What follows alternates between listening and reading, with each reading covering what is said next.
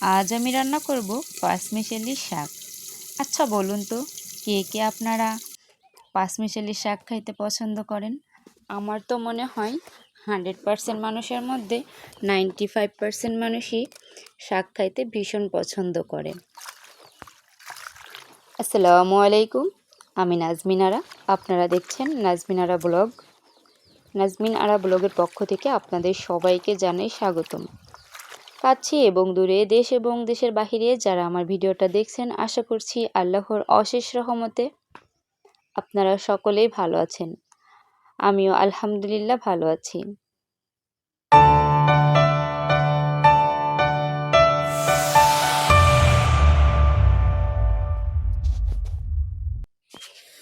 গ্রাম বাংলার ঐতিহ্য কিন্তু শাকসবজি।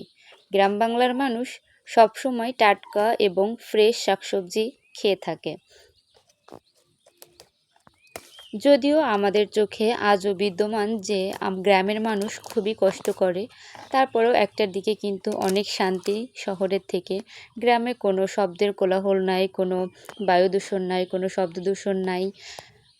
সব ধরনের শাকসবজি পাওয়া যায়, সব ধরনের টাটকা ফ্রেশ খাবার খাওয়া যায়, ফলমূল সব কিছু। ভিডিও শুরু থেকেই আমি কিন্তু একটা টবের থেকে কিছু গেমি শাক তুলে নিয়েছি। ওই শাকটা তো চাষ করা হয় না, এমনিতেই টবের মধ্যে হয়ে আছে। ফুলের গাছ লাগাইছিলাম, সেখানে ওই ফুলের গাছ না হয়ে এই শাকের গাছটা হয়েছে। তো শাকটা এত সুন্দর ফ্রেশ এবং টাটকা ছিল, দেখে মনে হচ্ছিল যে রান্না করি। তো সবই শাকই একটু একটু ছিল, খুব বেশি পাওয়া যাচ্ছিল না। যেহেতু এখন চৈত্র মাস, এখন কিন্তু বৃষ্টি নাই, আর পানি না থাকার কারণে কিন্তু শাকসবজির তেমন ভালো একটা ফলন নাই। আবার দেখা যাচ্ছে 1 মাস 15 দিনের মধ্যে বৃষ্টি হলে আবার শাক প্রচুর পরিমাণে জন্মাবে। তো আমি এখানে একটু একটু করে 5 ধরনের শাক নিয়ে আসছি। যেমন তেলাকুচুর শাক ছিল, তারপরে গেমি শাক, মিষ্টি আলুর শাক, তারপরে আরেকটা আছে পোড়ানোটের শাক, এলেঞ্চা শাক, সেসি শাক, কলমি শাক, 7 ধরনের শাক ছিল। তো সব ধরনের শাকই আমি কিন্তু একটু একটু করে এনে কেটে রেখে দিয়েছি। এরপরে আমি শাকগুলো কেটে কলের থেকে ধুয়ে নিব। একদম গ্রামীণ পদ্ধতিতে আপনারা দেখেন আমি কিভাবে আমার শাকটা কেটে ধুয়ে গুছিয়ে রান্না করেছিলাম।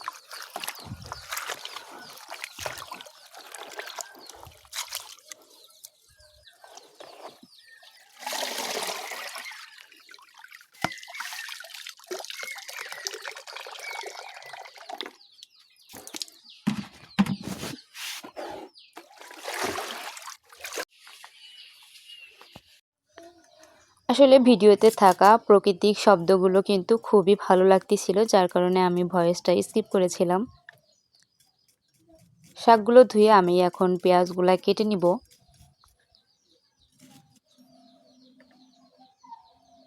আমার ভয়েসের থেকে ভিডিওর যে রিয়েল ভয়েসটা আছে সেটাই কিন্তু ভীষণ ভালো লাগতেছিল। শাকের জন্য আমি বেশি করে পেঁয়াজ কেটে নিয়েছি।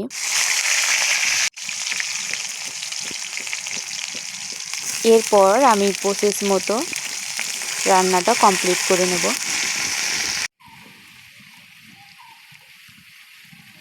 যারা আমার ভিডিওটা এখনও দেখছেন তাদেরকে অসংখ্য অসংখ্য ধন্যবাদ।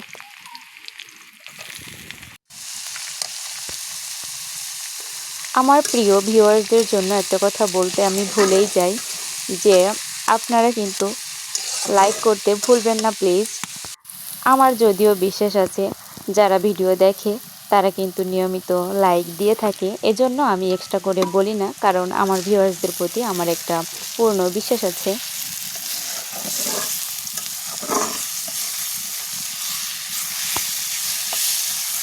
আপনারা যদি প্রতিদিন আমার এরকম নিত্য নতুন ভিডিও দেখতে চান তাহলে বেল বাটনটা অল অপশনটা অন করে রাখবেন।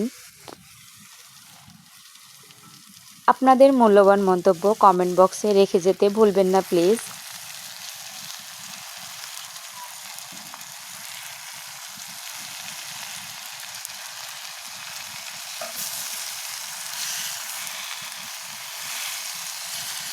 আপনাদের একটা কমেন্ট আমাকে কিন্তু অনেক দূরে এগিয়ে নিতে সাহায্য করবে।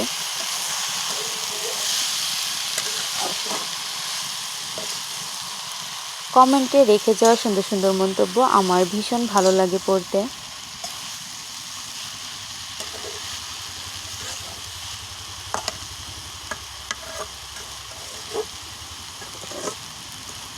শাকের মধ্যে যে তেলাকুচুর একটা ফুল ছিল ওটা কিন্তু আমি ফেলি নাই।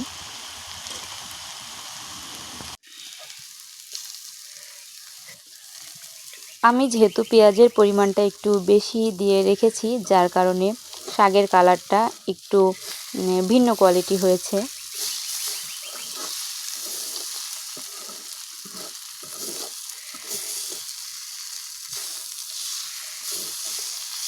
আর যেহেতু পাঁচমিশালি শাক, এর মধ্যে হেলেঞ্চা শাক আছে, এই শাকটা একটু তেতো টাইপের, যার কারণে একটু পেঁয়াজের পরিমাণটা বেশি দিয়েছি। আর শাকের পরিমাণ যেহেতু কম, এ কারণে আমি একটা আলু অ্যাড করেছিলাম।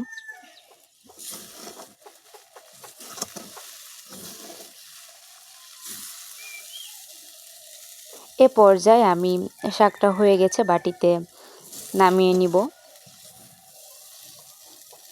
এই শাকের সঙ্গে কিন্তু টাটকা ফ্রেশ বোম্বাই মরিচ এবং লেবুও অ্যাড করেছি, যে আমাদের নিজেদেরই গাছের। আসলে এই পাঁচমিশালি টাটকা শাকের সঙ্গে যদি বোম্বাই মরিচ এবং লেবু থাকে আর গরম ভাতের সাথে দুপুরবেলা জমে যাওয়ার মতো একটি খাবার কিন্তু। আপনারা কিন্তু শাকের সঙ্গে ডাল রাখতে ভুলবেন না।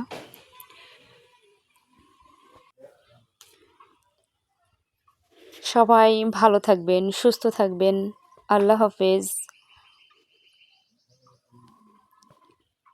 আসসালামু আলাইকুম আ রহমতুল্লাহি ওয়া বারাকাতুহু।